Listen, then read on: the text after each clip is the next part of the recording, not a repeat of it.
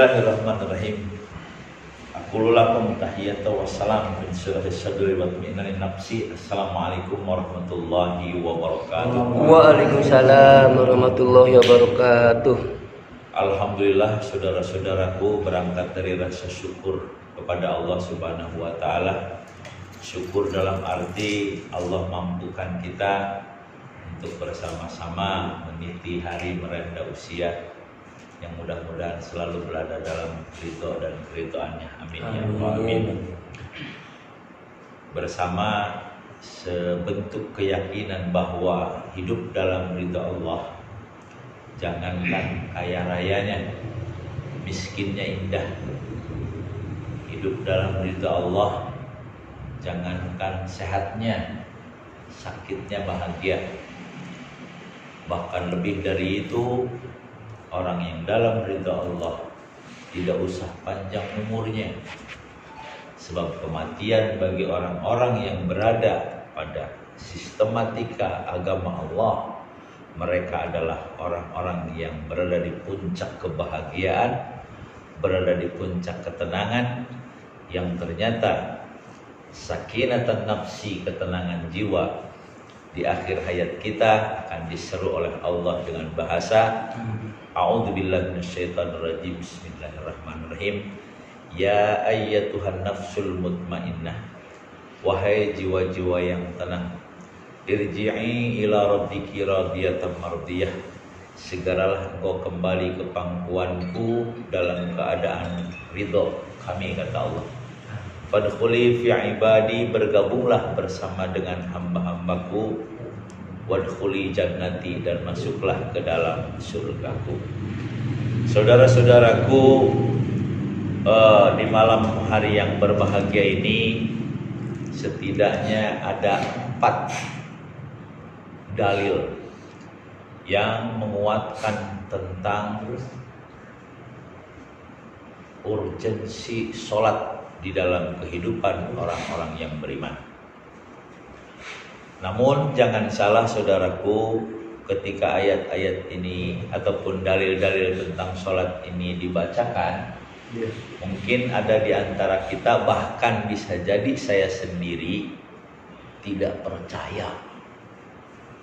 Tidak percaya dalam arti betapa saya dan kita semua harus mencoba membongkarnya sampai habis. Apa itu sholat? Karena ternyata kita semua yang semakin hari semakin dewasa, semakin berada pada zona spiritual dalam pemaknaan yang sebenarnya, maka sholat kita tidak mau sholat yang ikut-ikutan.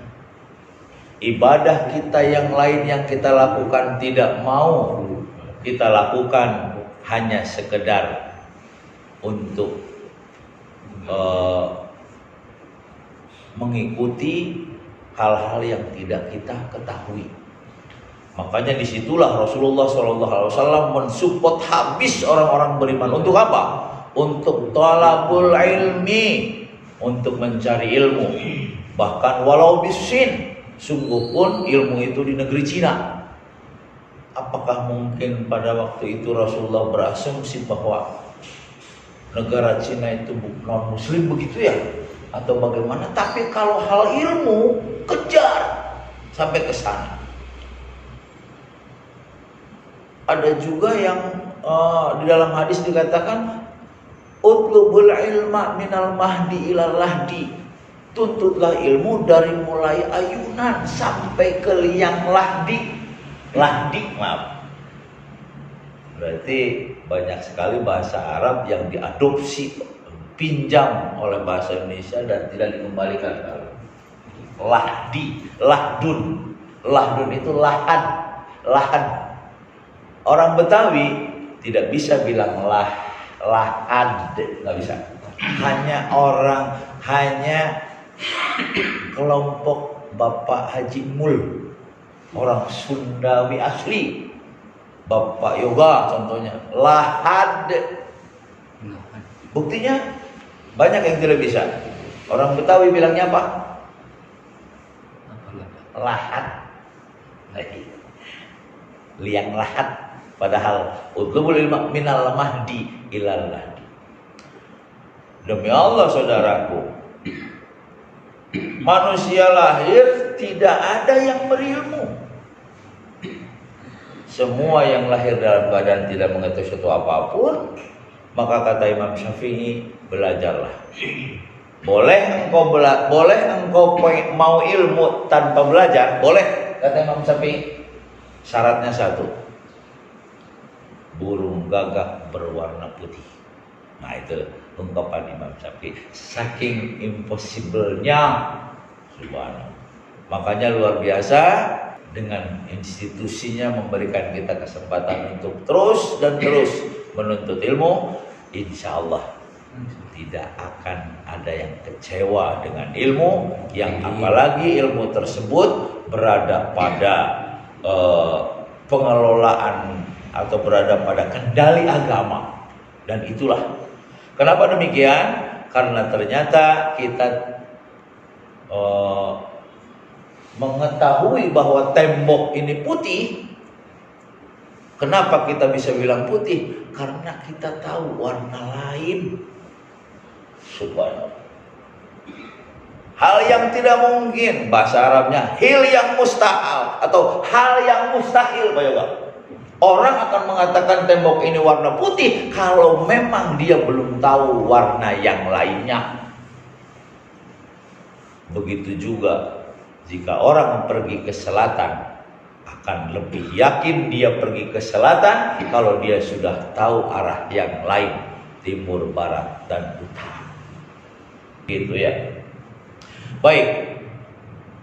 Dari beberapa support tentang tolabul ilmi ini, saya akan menyodorkan 4 dalil tentang agungnya sholat, ta'zimus sholat, ataupun agungnya sholat menurut 4 dalil ini. Salam. Mohon maaf Pak Haji, saking agungnya sampai-sampai kita tidak akan percaya. Cuma permasalahannya, ada analogi mengatakan, jika kita membeli peci terus pecinya kekecilan, tolong jangan kecilin kepalanya, tetapi cari peci yang lebih pas. Itu artinya apa? Itu artinya ketika kita memperdalam ilmu Allah, memahami sistem agama Allah, lalu mungkin bertolak belakang dengan fitrah manusia, maka jangan salahkan konsep, jangan salahkan perintah, jangan salahkan Allah. Kita yang belum mampu. Kita yang belum mampu. Baik, tentang agungnya sholat, dalil yang pertama yang mungkin dalil ini terlampau akrab di lisan maupun di telinga kita, alias sering kita dengar dan sering kita ucapkan. Begini kata Rasulullah SAW, as-salatu imaduddin, faman aqamaha faqad aqamad-din, waman hadamaha faqad hadamad-din. Subhanallah. Apa artinya? As-salatu imaduddin, bahwa salat itu adalah tiangnya agama. Lalu kelanjutan kata Nabi, faman aqamaha, barang siapa yang menegakkannya, maka sungguh dia tengah menegakkan agama. Dan sebaliknya, faman tarakaha faqad hadamad-din, sesungguhnya orang yang meninggalkan sholat, sesungguhnya dia tengah meruntuhkan agama. Timbul pertanyaan, Pak, apakah sholat kita ini adalah sholat yang mengarah kepada tegaknya agama? Kalau belum, apakah hadis Rasulullah yang salah? Atau memang kita yang belum mampu menegakkan sholat? Karena ternyata kata ulama ada 2, ya'malu sholat wa yuqimus sholat, mengamalkan sholat dan menegakkan sholat. Tentu berbeda. Anak kecil juga tahu Kalau mengamalkan dan menegakkan itu berbeda. Sementara di hadis dan di perintah Al-Quran maupun perintah Rasulullah SAW, kita ini adalah bukan hanya sekedar melaksanakan sholat, tapi yang lebih diinginkan adalah menegakkan sholat.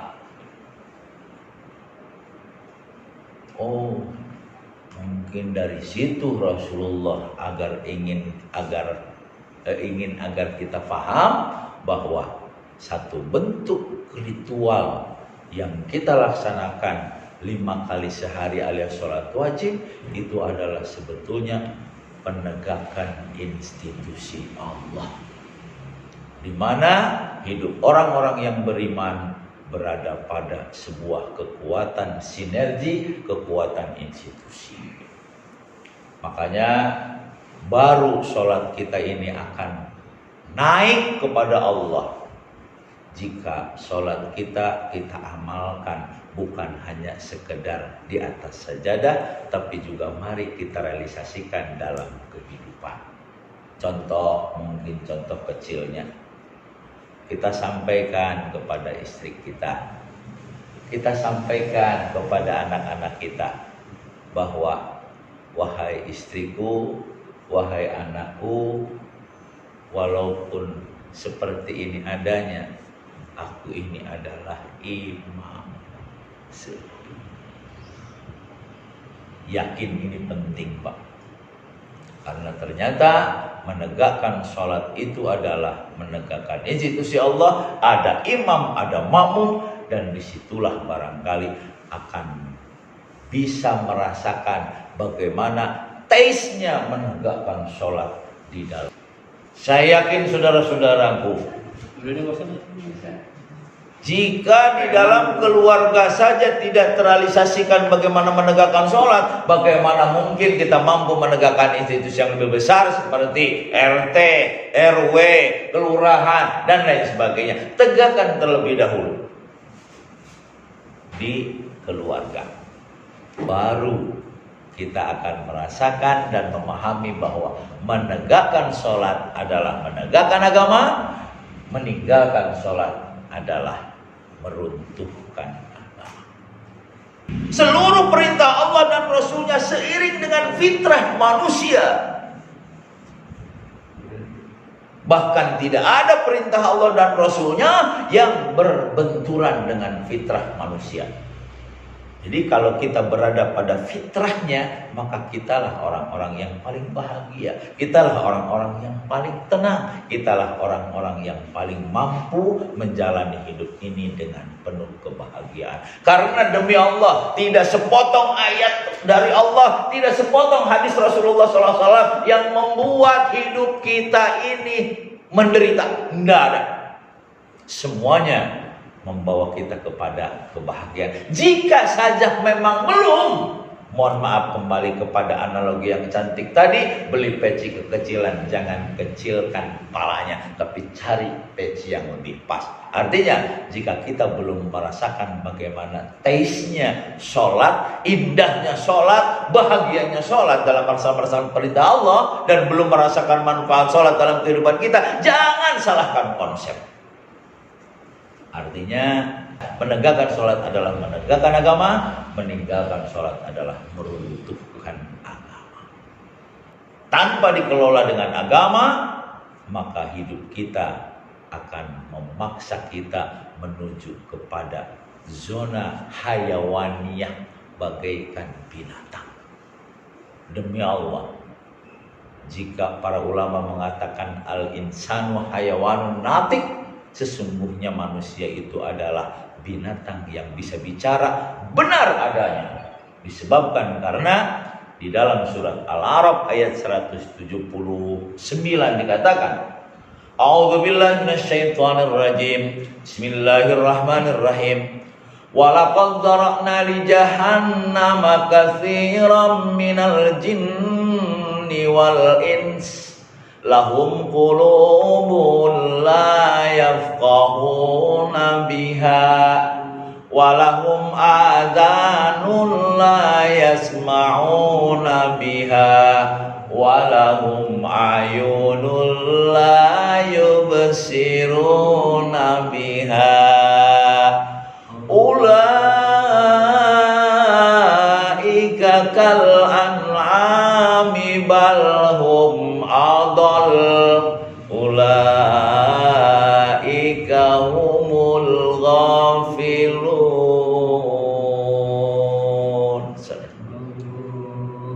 Sungguh aku telah persiapkan untuk isi neraka jahanam.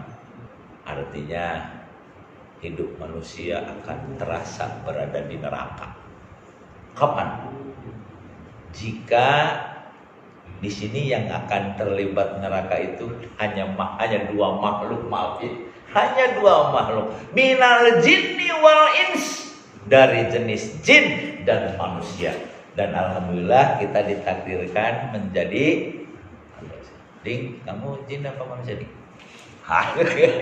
Tidak bisa dijawab ya, karena kalau jin pasti nggak kelihatan. Ya alhamdulillah ya.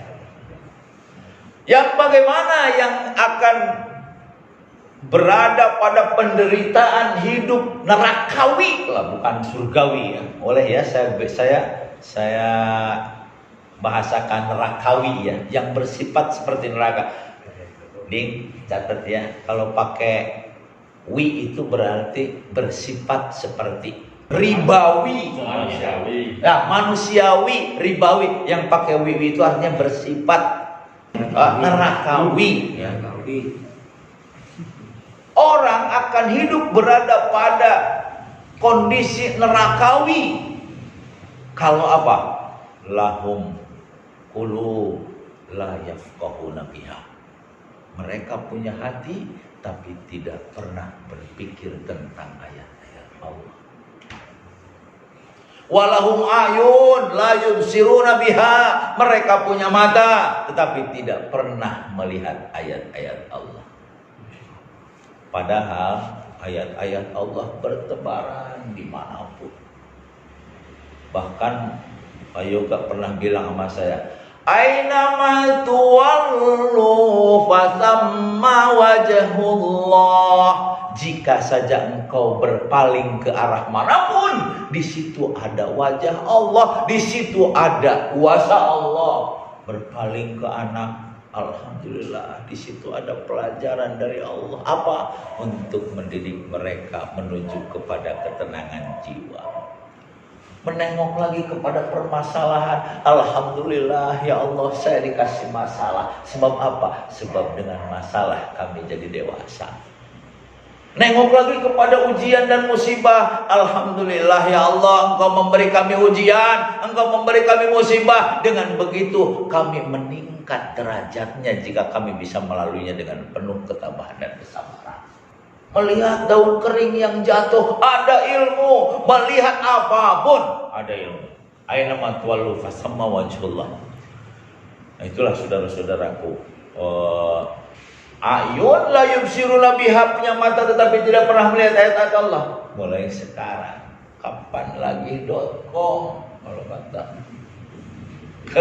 Pak ya, kapan lagi .com? Sudah merasa cukup? Nggak mau ngaji lagi? Nggak mau baca Quran lagi? Nggak mau ke masjid lagi? Nggak mau bersaudara lagi? Nggak mau musyawarah? Nggak mau diskusi? Nggak mau buka buku? Dan lain sebagainya? Mati saja, kata Imam Syafi'i.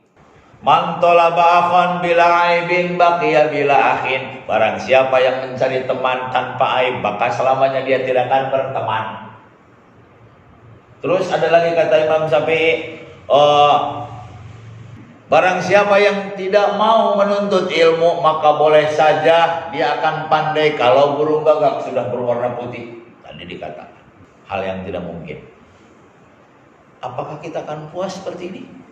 Tentu tidak. Allah beri kesempatan untuk bertobat. Bahasanya tobat sebetulnya. Tetapi sebetulnya di dalam tobat itu bukan berarti sholat tobat saja, tapi di dalamnya ada pemaknaan.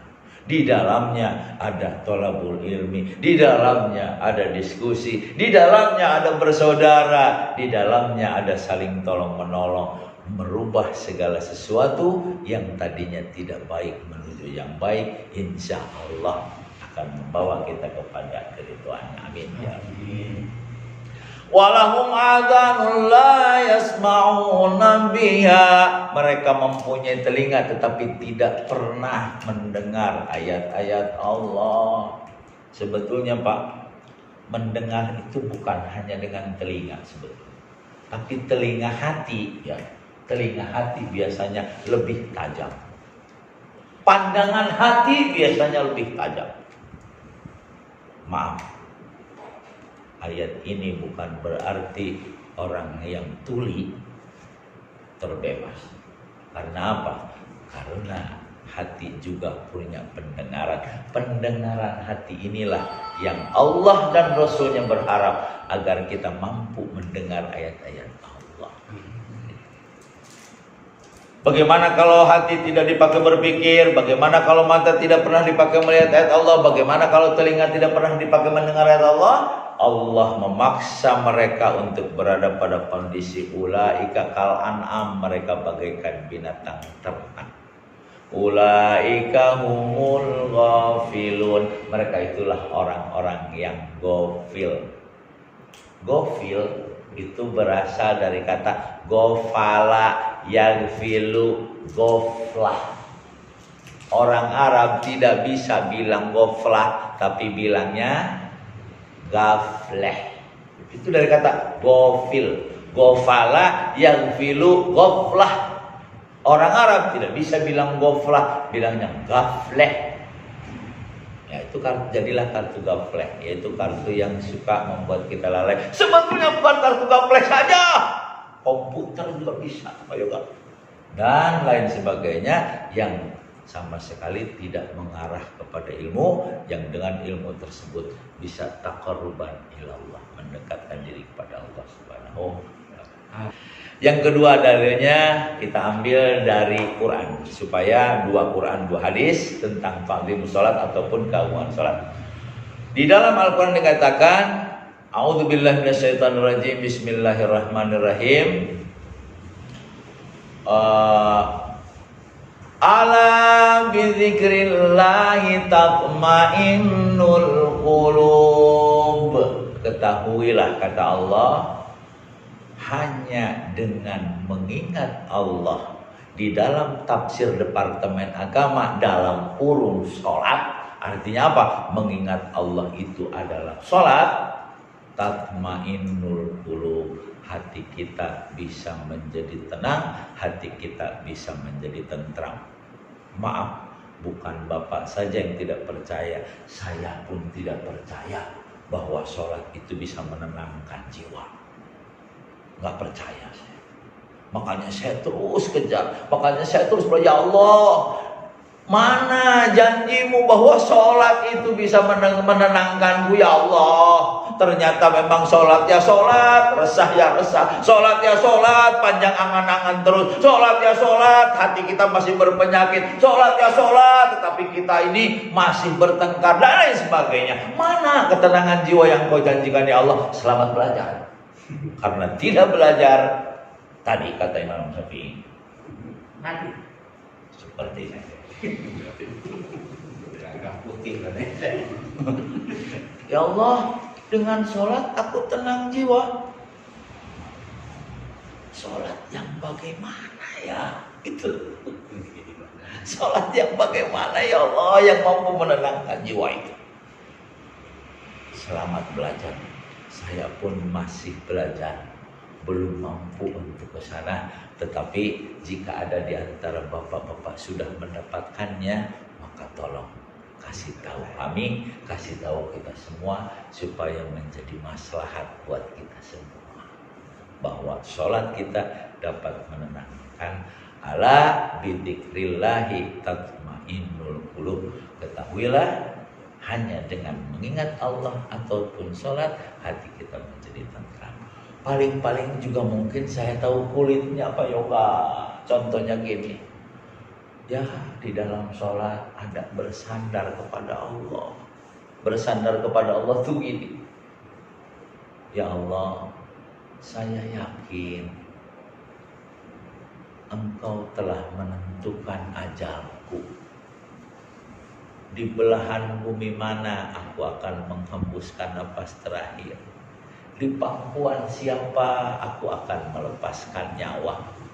Di ICU atau di rumah, yang jelas kata Allah di dalam Al-Quran, idza jaa ajaluhum la yastakhiruna sa'atan wa la yastaqdimun. Jika ajal seseorang sudah tiba, maka tidak bisa mundur ataupun maju walaupun sesaat. Setidaknya dengan mengingat Allah, sholat, terus ada ayat di dalamnya seperti itu, jiwa kita menjadi tenang. Tenang dong, karena kita sudah yakin bahwa takdir Allah sajalah yang menentukan itu. Wahai COVID, nah gitu, nggak usah parno ya. Hai COVID, nih, nggak usah repot-repot bunuh aku. Karena apa?